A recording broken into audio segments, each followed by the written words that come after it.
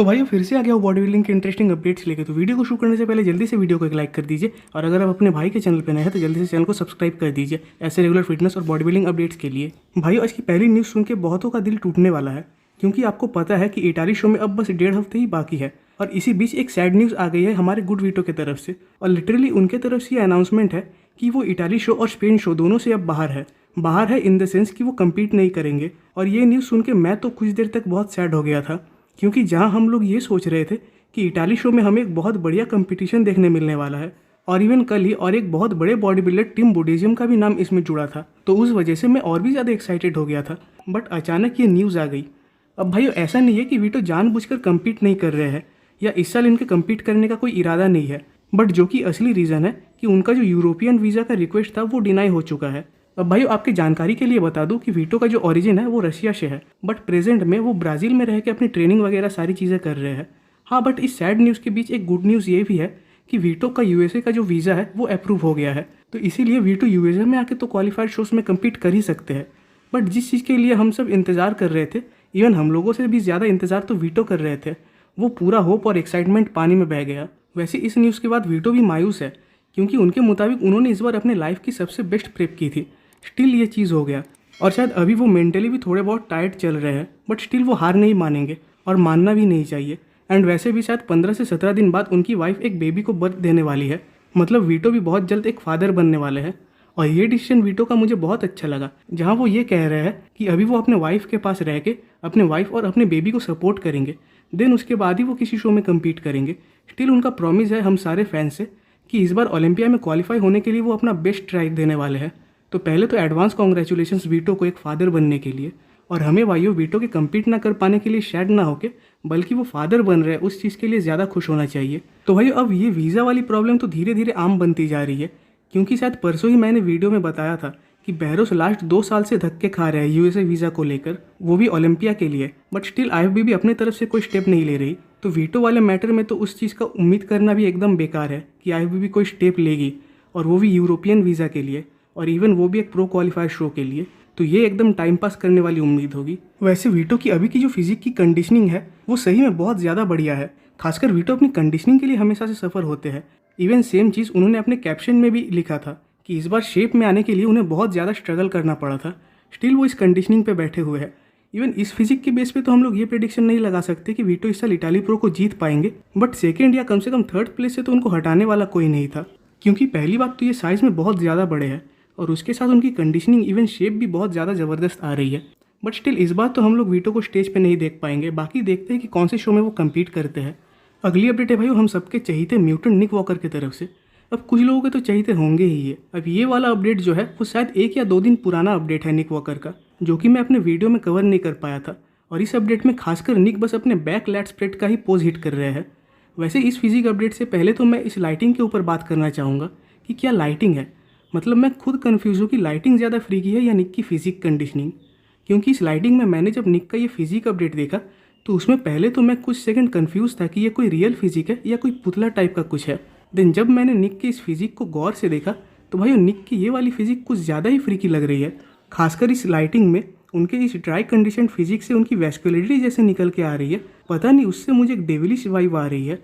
अब भाई इनके बैक में मुझे जो कंडीशनिंग और सेपरेशन है वो पहले से फार बेटर लग रही है, खासकर डिटेलिंग भी बहुत ज़्यादा इंप्रूव्ड हुई है इनके बैक में।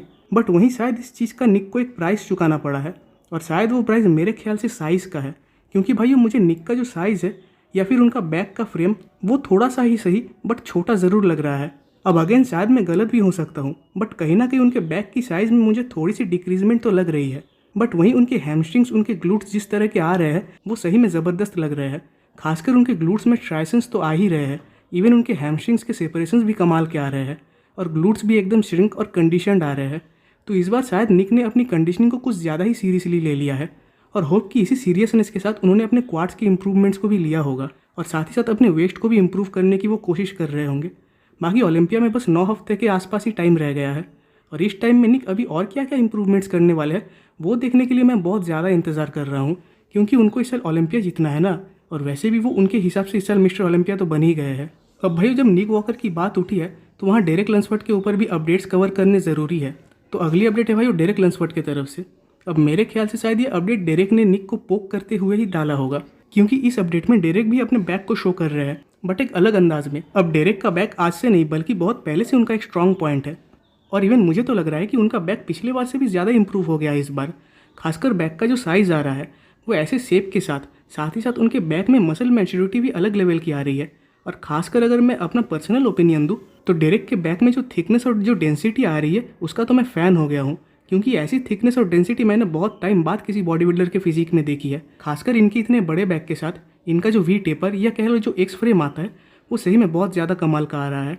तो अगर सीधा कंपेयर करें निक और डेरेक के बैक को तो मुझे नहीं लगता कि निक डेरेक के बैक वाले पोजेस के आसपास भी आ सकेंगे। हाँ, माना कि डेरेक की कंडीशनिंग इस अपडेट में निक से काफ़ी लो है, बट अगेन डेरेक कभी स्टेज पे ऑफ आए ही नहीं है, तो इस बार भी मेरे ख्याल से नहीं आने वाले।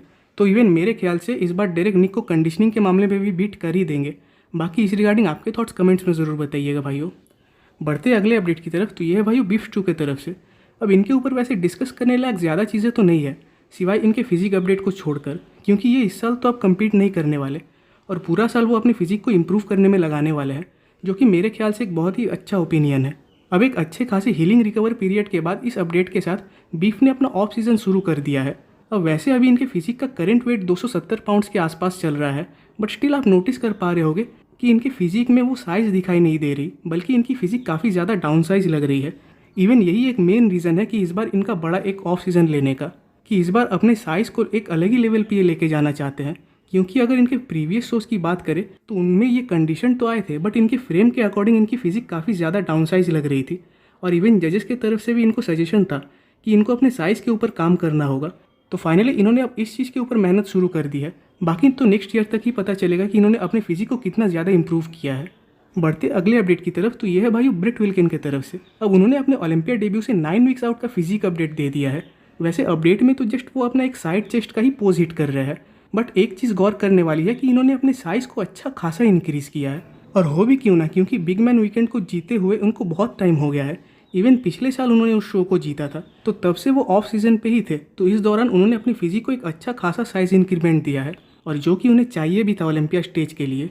अब ये सब चीज़ें छोड़कर बात करें अगर इनकी प्लेसिंग के ऊपर कि क्या ये ओलंपिया में टॉप 10 के अंडर प्लेस हो सकते हैं, तो मेरे ख्याल से शायद इस साल तो ये पॉसिबल नहीं है। बाकी नेक्स्ट ईयर शायद वो प्लेस हो जाए टॉप 10 के अंदर। और अच्छी लास्ट अपडेट है भाई जस्टिन रॉड्रिगस की तरफ से। और वैसे इनके तरफ से इनका एक फिजिक अपडेट तो आया है, बट ये पता नहीं कि ये इनका करंट फिजिक अपडेट है या फिर पुराना। इवन अभी तक इन्होंने ये भी अनाउंस नहीं किया कि ये किसी शो में कम्पीट करने वाले हैं। वैसे इनका एक आदत है सबको टीज़ करने का, खासकर इनके फैंस को। इवन शायद लास्ट टाइम इन्होंने ये भी अनाउंस किया था कि ये न्यूयॉर्क प्रो या कैलिफोर्निया प्रो में कम्पीट करेंगे, बट बाद में इन्होंने कहा कि ये मजाक कर रहे थे।